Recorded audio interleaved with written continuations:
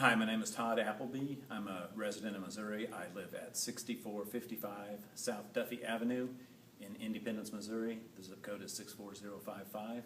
I'm giving a testimony on Medicaid expansion in the state of Missouri and why I think that's important to bring it up to 138% of the poverty level from where it is now.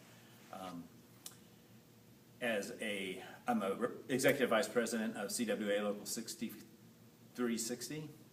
And at the bargaining table, when we bargain health care, it's the most important and critical issue that affects us in bargaining.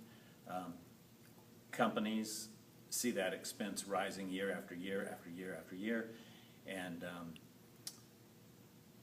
they're having to pick up the costs of the emergency care we have to provide indigent people that don't have insurance, the uninsured, the poor. And Medicaid would help offset some of those costs, and it would make bargaining for health care for people working an easier task for the companies to provide, as well as for the unions to negotiate at the bargaining table. On a personal level, my mother-in-law passed away at the age of about 64. She was 64 and 10 months old. She was looking forward to getting Social Security and the Medicare that comes along with that. She had assets too high to qualify for Medicaid. When she passed away, she had $10,000 in the bank, and she had $12,000 in bills.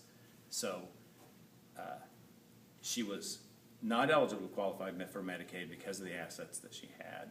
She was not wealthy by any means. She was just barely getting by, and after she passed away, in fact, she did not have enough assets to pay off her debt.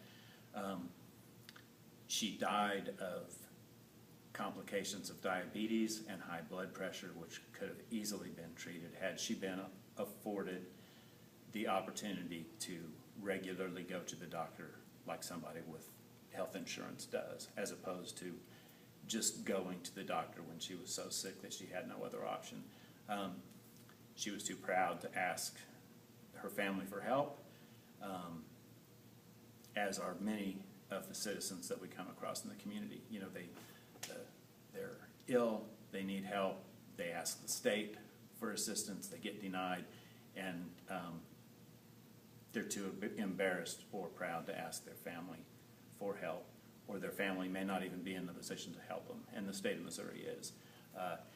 We have seen our tax revenues increase this year with the legislatures not quite knowing what to do with the extra money, so obviously we could have passed Medicaid expansion and been able to pick up the costs in 2 years after the federal government started siphoning some of the funds that were available to us off.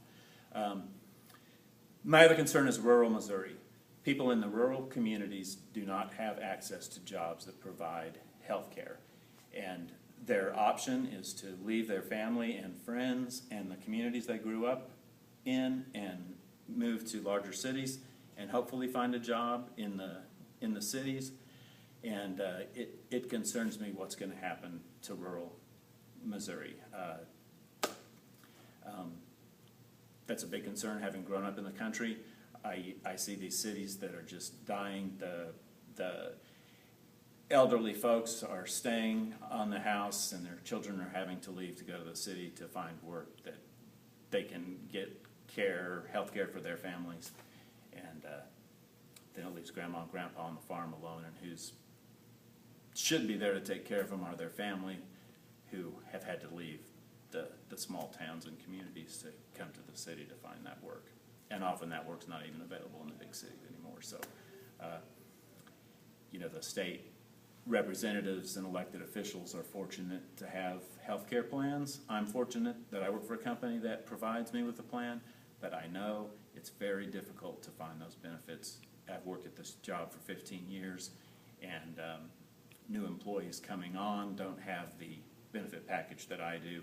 The companies have stopped providing that to new hires. So at some point, somebody's got to take the responsibility of taking care of people. People get sick, it's a fact.